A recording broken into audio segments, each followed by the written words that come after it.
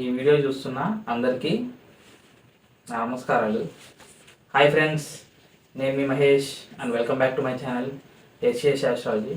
మనం ఈ వీడియోలో డిస్కస్ చేయబోయే టాపిక్ ఏంటంటే ద్వాదశ భావం గురించి మనం సంపూర్ణంగా తెలుసుకునే ప్రయత్నం అనేది ఈ వీడియోలో మనం చేద్దాం. ఒకసారి మనం ప్రతి భావం గురించి ఇండివిజువల్గా వీడియోస్ అనేవి చేసుకుంటూ వస్తున్నాం. సో ఈ వీడియో అనేది ఈ సీక్వెన్స్లో లాస్ట్ వీడియోలో మనం చెప్పచ్చు అనమాట. ఇక మనం ఈ 12వ భావం విషయానికి మనం వచ్చినట్లయితే మనకి తెలిసిన విషయం ఏంటంటే 6, 8, 12 స్థానాలని దుస్థానాలుగా చెప్పడం జరుగుతుంది. అందులో ఎక్కువగా ఈ 12వ భావాన్ని అత్యంత పాపత్వం కలిగిన స్థానంగా చెప్పొచ్చు. అండ్ అలాగే అట్ ద సేమ్ టైం ఈ 12వ అధిపతిని కూడా మనం సంపూర్ణ పాపగ్రహంగా తీసుకోవడం అనేది జరుగుతుంది. ఇక ఈ 12వ భావం అనేది ఏమి ఇండికేట్ చేస్తుందంటే ఈ 12వ భావాన్ని వ్యయ స్థానం అని అనడం జరుగుతుంది. ఎందుకంటే ఈ 12వ స్థానం అనేది లాసెస్ని ఇండికేట్ చేయడం జరుగుతుంది. మనకు వచ్చే డ్రీమ్స్ని అండ్ అలాగే ఫారిన్ ట్రావెల్ అండ్ సెటిల్మెంట్ని కూడా ఈ 12వ స్థానం అంటే చూడడం జరుగుతుంది. అండ్ అలాగే ఇంకా ఈ 12th హౌస్ అనేది ఏం ఇండికేట్ చేస్తుందంటే ఒంటరితనాన్ని ఈ 12th హౌస్ అనేది ఇండికేట్ చేస్తుందని చెప్పొచ్చు. ఈ 12th హౌస్ అనేది ఈ విధంగా ఇండికేట్ చేస్తుంది కాబట్టి ఈ 12th హౌస్ అనేది జైల్స్ని ఇండికేట్ చేస్తుంది, హాస్పిటల్స్ని ఇండికేట్ చేస్తుందని చెప్తూ ఉంటారు. ఎందుకంటే మనం ఆ ప్లేసెస్కి వెళ్ళినప్పుడు కేవలం ఒంటరిగానే వెళ్ళడం జరుగుతుందని మనం చెప్పొచ్చు. ఇంకా మన ఈ 12వ స్థానం గురించి స్పిరిచువల్గా చెప్పాలంటే ఈ 12వ స్థానాన్ని ఏం చెప్తారంటే మోక్ష స్థానం అని చెప్పడం జరుగుతుంది. ఈ స్థానం అనేది మోక్షాన్ని ఇండికేట్ చేస్తుంది కాబట్టి దాన్ని వ్యయ స్థానం అని అనడం జరిగింది. ఆ విధంగా ఎందుకు చెప్పడం జరుగుతుందంటే ఒక పర్సన్కి మోక్షం అనేది రావాలంటే ఆ పర్సన్ అనే వాళ్ళు సంపూర్ణంగా అన్ని కోల్పోవాల్సి వస్తుంది మనం చెప్పొచ్చు. అంటే వారికి దైవ సన్నిధానం తప్పించి ఇక మిగిలిన విషయాల పట్ల ఎటువంటి వ్యామోహం అనేది ఉండకుండా ఉంటే మాత్రమే ఆ పర్సన్స్కి మోక్షం అనేది లభిస్తుంది. చివరికి వాళ్ళు ఏ విధంగా ఉండాలంటే వాళ్ళ కుటుంబ సభ్యుల పట్ల కూడా వాళ్ళకి ఎటువంటి వ్యామోహం అనేది ఉండకూడదు. ఇటువంటి లక్షణాలన్నీ ఈ కలియుగంలో అసలు పాసిబుల్ అవ్వవు కాబట్టి ఈ స్థానం అనేది మోక్ష స్థానం అయినప్పటికీ ఈ స్థానాన్ని ఏం చెప్పారంటే దుష్ట స్థానంగా చెప్పడం జరిగింది. ఈ 12th హౌస్ అనేది ఎంతో కొంత స్పిరిచువాలిటీని ఖచ్చితంగా ఇస్తుందని మనం చెప్పొచ్చు. అండ్ అలాగే ఈ 12th హౌస్ అనేది ఫారిన్ ట్రావెల్స్ని సెటిల్మెంట్ని ఇండికేట్ చేస్తుంది.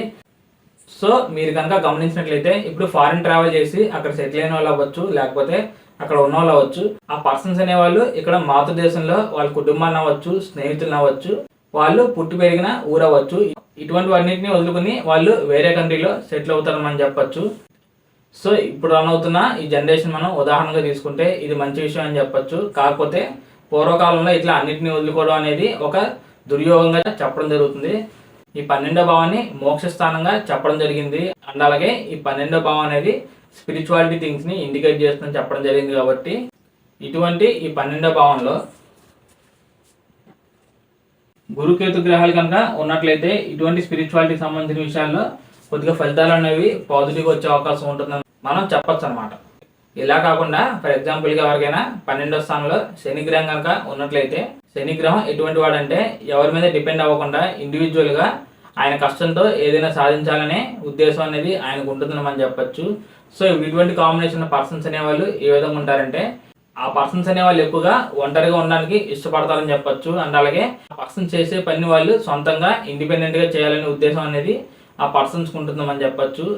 ఇలా కాకుండా ఫర్ ఎగ్జాంపుల్ ఎవరికైనా శుక్రగ్రహం కనుక ఈ 12వ స్థానంలో కనుక ప్లేస్ అయి ఉంటే శుక్రగ్రహం ఏం ఇండికేట్ చేస్తాడంటే లగ్జరీస్ని, సుఖాన్ని, కంఫర్ట్ని, ఇటువంటి వాటన్నిటిని ఇండికేట్ చేయడం జరుగుతుంది. ఆ పర్సన్స్ అనేవాళ్ళు డబ్బులు ఖర్చు పెట్టే విషయంలో అసలు జాగ్రత్త అనేది ఆ పర్సన్స్కి అసలు ఉండదని మనం చెప్పొచ్చు. ఆ పర్సన్స్ అనేవాళ్ళు చాలా హైలీ ఎక్స్పెన్సివ్ వస్తువుల్ని కొనే అవకాశం ఉంటుందని మనం చెప్పొచ్చు.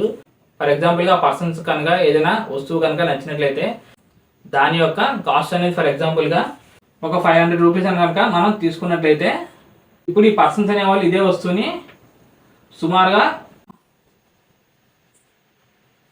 2000 కొనే అవకాశం ఉంటుందని మనం చెప్పొచ్చు అనమాట. అంటే ఆ పర్సన్స్ అనేవాళ్ళు ఏ విధంగా ఉంటారంటే వాళ్ళకున్న వస్తువు కన్నా ఇంకా మార్కెట్లో ఇక మంచి వస్తువు అనేది ఉండకూడదు, వాళ్ళకున్నదే నెంబర్ 1 బ్రాండ్గా ఉండాలనే ఉద్దేశంతో ఆ పర్సన్స్ అనేవాళ్ళు ఉంటారని మనం ఫైనల్గా చెప్పొచ్చు అనమాట. ఇక మనం చివరిగా ఆత్మకారకుడైన రవిగ్రహాన్ని కనుక ఈ 12వ స్థానంలో తీసుకున్నట్లయితే రవిగ్రహం ఎవరికైనా ఆత్మకారకుడిగా ఉండడం జరుగుతుంది కాబట్టి ఆ పర్సన్స్ అనే వాళ్ళకి స్పిరిచువాలిటీ పట్ల కనెక్షన్ అనేది ఈజీగా వచ్చే అవకాశం ఉంటుందని మనం చెప్పొచ్చు.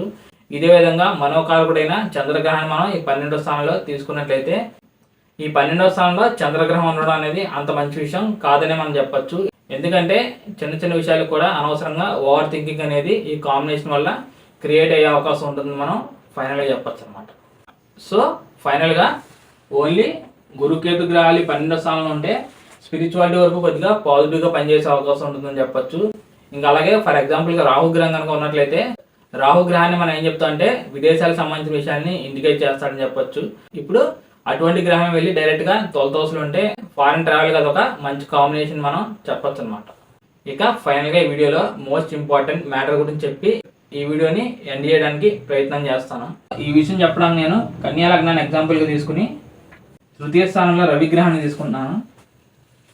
ఈ కన్యా లగ్నానికి రవిగ్రహానికి వ్యయాధిపత్యం రావడం జరిగింది. అండ్ అలాగే రవిగ్రహం ఇక్కడ తృతీయంలో వృశ్చిక రాశిలో బలంగా ఉండడం జరిగింది. ఈ కాంబినేషన్ ఇచ్చే రిజల్ట్ అనేది ఏ విధంగా ఉంటుందంటే ఈ పర్సన్స్ లైఫ్లో తృతీయ స్థానం అనేది ఎఫ్లిక్షన్కి గురైందని మనం చెప్పొచ్చు. అంటే ఈ తృతీయ స్థానానికి సంబంధించిన ఫలితాలు అనేవి నెగిటివ్గా ఉండే అవకాశం ఉంటుంది. అంటే ఈ ఎగ్జాంపుల్లో ఇక్కడ ఈ తృతీయ స్థానం అనేది కమ్యూనికేషన్ ఇండికేట్ చేస్తుంది. అండ్ అలాగే మనకన్నా చిన్నవారైనా తమ్ముడు అవ్వచ్చు, చెల్లి అవ్వచ్చు, ఇటువంటి వాటిని ఇండికేట్ చేయడం జరుగుతుంది. ఇప్పుడు ఇటువంటి భావాలకు కారకత్వం వహిస్తున్న ఇటువంటి తృతీయ స్థానంలో ఇలా వ్యయాధిపతి కనుక ప్లేస్ అయి ఉంటే ఆ కారకత్వం అనేది ఎంతో కొంత దెబ్బతినే అవకాశం అనేది ఉండే అవకాశం ఉంటుందని చెప్పొచ్చు.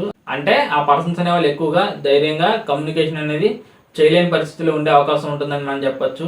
అండ్ అలాగే ఆ పర్సన్కి యంగర్ సిబ్లింగ్స్తో రిలేషన్ అనేది వీక్గా ఉండే అవకాశం ఉంటుందని చెప్పొచ్చు. లేకపోతే ఆ పర్సన్కి యంగర్ సిబ్లింగ్స్ అనే వాళ్ళే అసలు ఉండకపోవచ్చు అని మనం ఫైనల్గా చెప్పొచ్చు అనమాట.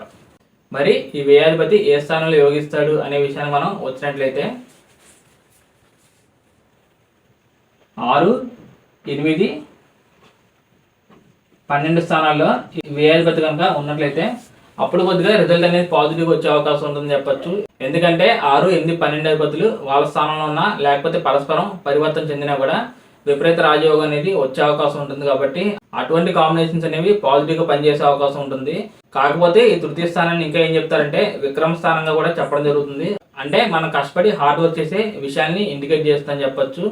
ఇప్పుడు ఇటువంటి విక్రమ స్థానంలో ఉండే గ్రహాలు ఇచ్చే ఫలితాలు అనేవి ఏ విధంగా ఉంటాయంటే ఆ గ్రహాలు అనేవి ఆ పర్సన్ని ఎంతో కష్టపెట్టిన తర్వాత మాత్రమే రిజల్ట్ అనేది ఇవ్వడం జరుగుతుంది. కాబట్టి ఈ విధంగా ఈ పర్సన్స్ అనేవాళ్ళు ఈ రవిగ్రహం యొక్క మహర్దశలు అవ్వచ్చు, అంతర్దశలు అవ్వచ్చు, విపరీతంగా కష్టపడిన తర్వాత మాత్రమే పాజిటివ్ రిజల్ట్ అనేది వచ్చే అవకాశం ఉంటుంది మనం ఫైనల్గా చెప్పొచ్చు అనమాట. అండ్ అలాగే ఇంకా ప్రధానంగా చెప్పుకోవాలంటే ఇటువంటి వ్యయాధిపతి కేంద్ర స్థానాల్లో అసలు ఉండకపోవడమే మంచిదని చెప్పొచ్చు. అండ్ అలాగే ఫర్ ఎగ్జాంపుల్ ఎవరికైనా వ్యయాధిపతి కనుక లక్ష్మీ స్థానం అయినా పంచమ స్థానంలో కనుక ఉన్నట్లయితే ఆ పర్సన్స్ అనే వాళ్ళకి సంతానం విషయంలో ప్రాబ్లమ్స్ అనేవి క్రియేట్ అయ్యే అవకాశం ఉంటుందని చెప్పొచ్చు.